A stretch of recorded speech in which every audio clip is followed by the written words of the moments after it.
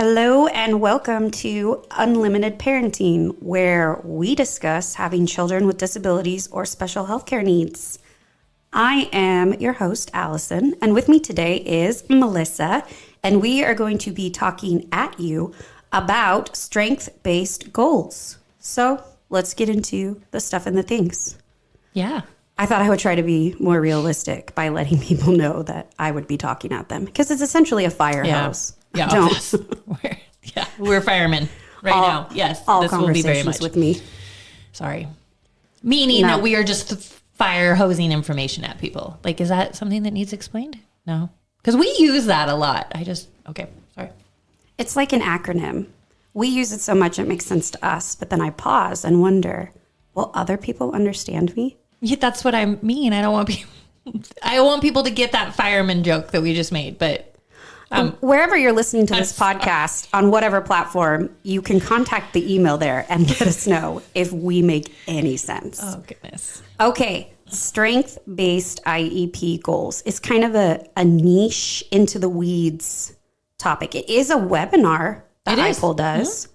It's actually one of my favorite webinars because making an IEP not such a doom and gloom document is it's refreshing from a parent standpoint and a student standpoint too. If we want our students to be active participants in their IEP, why would we have goals and present levels of performance statements that are just completely deficit based? We don't want that. We want strength based. So here we are.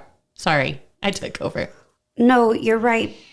It's not that the system is set up for teachers to write a deficit-based goal, but it sets the tone if you say, little Johnny is proficient or loves to sound out words. Yeah. Starting with something that they can do is specific so that you can scaffold to learning a new skill. Absolutely. So it's that complement sandwich in an IEP. We're talking about some strengths, then we go into how those strengths could then potentially support some goals and realistic, benchmarks of where a student is. And then we try to fluff it with some goals and how we're going to get there. Exactly. Yeah. I'm pausing because I'm thinking, sorry. So the structure, at the base level, all IEPs have goals. Yep. And all goals contain three things. Yep. A strength, a concern, and a disability impact. Well, a parent input. Parent input is mandatory. We have to have our parent input to their students' goals. Right? And then how the disability impacts the student. Mm-hmm. And then the goal. That's there's the three components of the goal. Yeah. And then our job becomes, how do we make that strength-based? How do we make that smart? Exactly. And all goals are tied to content standards. Exactly. They have to be. Yep. So what is an example of a SMART strength-based goal? So, wow, you really put me on the spot. Is it easier to start with what a strength-based goal is not? Do you want like an actual example of a goal, or do you want me to tell you like strength-based IEP is an approach? I mean, I guess we already kind of talked about that, just how we're pulling out a student's strengths in order to then make a SMART goal that is not deficit, it's the mindset so that students can believe in themselves and believe in what they can obtain. So what a strength-based IEP is not, it is not deficit. It is not an adult-only process. We want the students to be part of the process, right? To the greatest benefit or the greatest extent possible. My student is unable to really actively participate within his IEP. He's nonverbal. So having him provide that input into what some of his goals should be is a little bit more cumbersome, but still we want to give him the opportunity.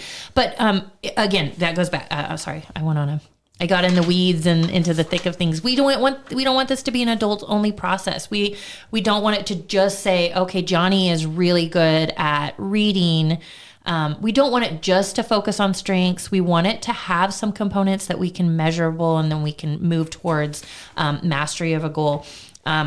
But it should also include like interests and preferences too for the student, especially as we get older and we start talking about the transition to adulthood and the vocational aspects in an IEP. I'm going off on a really great tangent, but a strength-based IEP should have strengths built into the goals to help a student utilize those strengths in order to work towards another goal. Does that make sense? You make complete sense because it should be individualized. Yeah.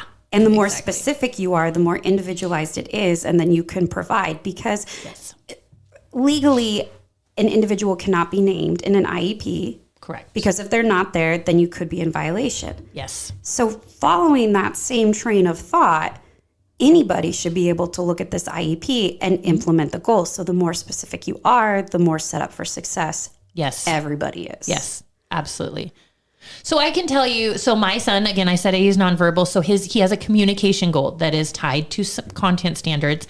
A strength is he is a happy social butterfly that loves interaction with peers, adults, anyone. He just loves that interaction. So he has a goal that is a strength-based goal, utilizing, his personality is a strength. His tenacity is a strength, but we use that goal in order to work on a communication goal of greeting people using his AAC device. But it is a very strength-based goal in order to obtain additional communication strategies, utilizing what he already is really smart and able to do. Does that make sense? Yeah, and I think that it's interesting to talk about how do we make these goals and then tie them to content standards. True. Yeah. And I know that that's a little bit off topic, but it lends itself to parents' questions that we hear every day. Mm-hmm. How do I get behavioral goals? Yeah. How am I getting advocacy goals? And then I'm being told I can't do that because they can't be tied to content standards because they're not reading or math. So it's good, I think, to hear those examples of how you can tie that in as communication. Yes, it can be done. Yes. You are proof. Yeah.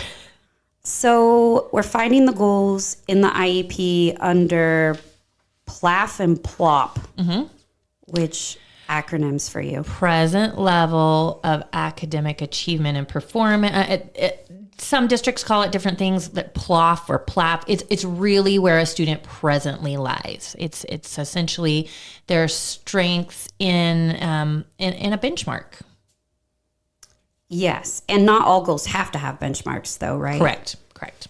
Yeah. So when we're looking at a well-crafted present level of performance, we're going to look for it to be written in understandable language, free of educational jargon. Again, anyone can pick this up and know what we're talking about. Yeah. Parent-friendly language. Yeah. So describing performance in general curriculum using current information and illustrates direct relationships to other IEP goals, which is exactly what you had just mentioned. And again, like we said, tied to Idaho content standards. That your PLAF is a snapshot of, where your student's skill currently is, how their disability is really affecting their educational performance in relation to that skill. But it's just a snapshot. It's a starting point. It's a reference piece. But yeah, it has to be in there for every goal. And then our job just becomes to make that bare bones into specific and strength-based. So can we talk a little bit about SMART goals? Yeah, we can. Can I say something really quick? When we say it's our goal, I caution parents sometimes, especially when they call us, because they'll say, help me write this goal, help me write my IEP. Really, this is a team. It's a team conversation, and your educators are, they are trained in this. Your special education teachers are trained in writing goals. Perhaps they may not be trained in writing SMART goals, or yeah, I'm sure they are. I hope they are. Or I want to refrain from thinking a parent needs to go into a meeting and have these goals ready. That is a team that needs to kind of work on this together. You're exactly right, because I have heard both sides of that coin, where a parent goes in and the goals are completely written and they're just asked to essentially listen. Yep. And that's not a team environment. Yeah, exactly. Yeah. Or they were told to write their own goals. And then they call and they say, I know my child best, but I don't know how to put this onto paper in a way that the school can help support them. Yeah. And then another one that I've also heard is, can you help me write this goal? Where a parent will call us and say that. And then, we say, I'd love to help give some examples or, tell you what goes into a goal, but I'm not part of that IEP team. Yeah. I just want to throw that caveat out there that parents don't have to go into an IEP meeting having all of this. Now, however, I have been in an IEP meeting and I have said, oh, those aren't SMART goals. Those aren't strength-based goals. And I would like, as a member of this team, to really have a conversation around how we can make those SMART and how we can make them strength-based. So exactly. We're not out here, Melissa and I, trying to add more to your plate as a parent in that meeting that's already frustrating and stressful enough. But if you're looking at this document and you're saying, well, I don't really think these goals are working, or I'm not really liking them very much, here are some ways that you can look and adapt and bring to the team for conversation. Yes. So sorry. No, back to where you were going. Who knows where I was going? I was stuck in a weed. Okay, SMART goals. So specific, measurable, achievable, relevant, and time-bound. Mm-hmm. So if we've said it once, we've said it 100 times. Very individualized and specific. So we're looking for a goal that's going to give a way that it's going to be measured so that you know how to look for it and how to follow up on it and how long is it going to take.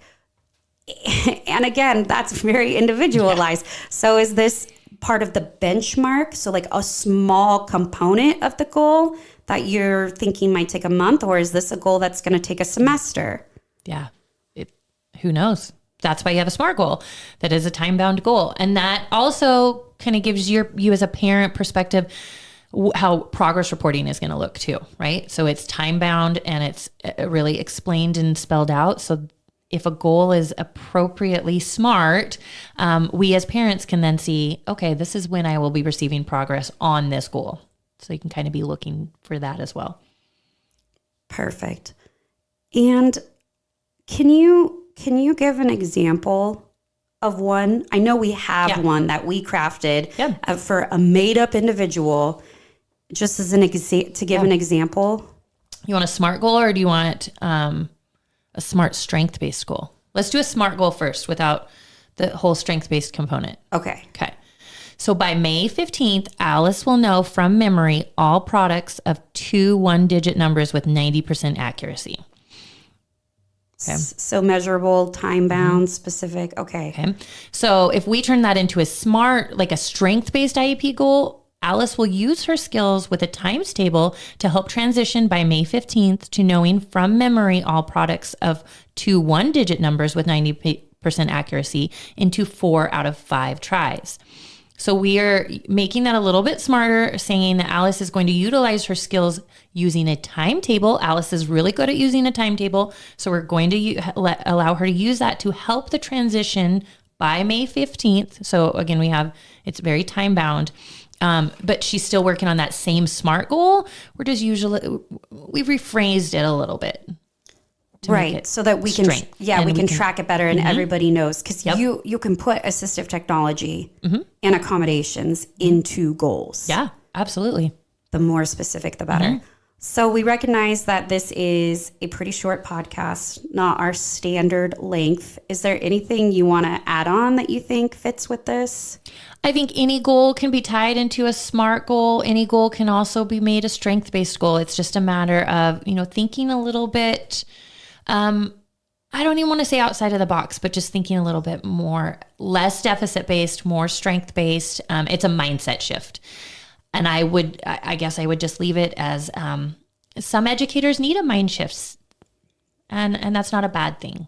No, it's not a bad thing. And I would just say, I wanted to add as just a final thought that I would hope that parents don't feel uncomfortable presenting that to the team, that you would want to alter a goal or change a goal. It's not reflective of that professional's ability. Right. It's just you're a part of the team just like everybody else, and you have every right to say, can we adjust this a little bit?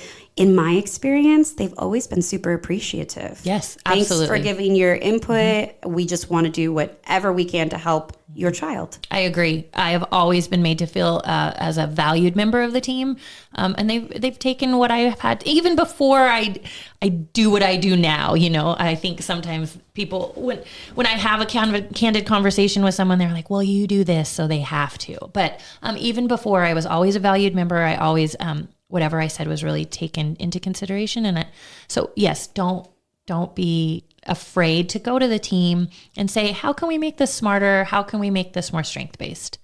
Absolutely. And if you have any questions about your IEP or your goals, or you feel like something could be tweaked, but you're not sure how, and you want to run it by us before you present it to the team, you're always welcome to call. And it's what we do. It's what we live for. Absolutely. And if you're not in Idaho, call your parent center in your state. If you don't know how to find that, we can help you find that too.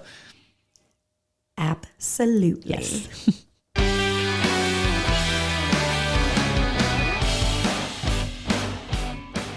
Thank you so much, everyone out there, for listening in. If you are in Idaho or planning on moving to Idaho and have any questions on systems or services for children with disabilities, please reach out to us on our website at ipulidaho.org. That is IPUL Idaho.org. Be sure to come back next time for our discussion on 504s. Until then, thanks for listening.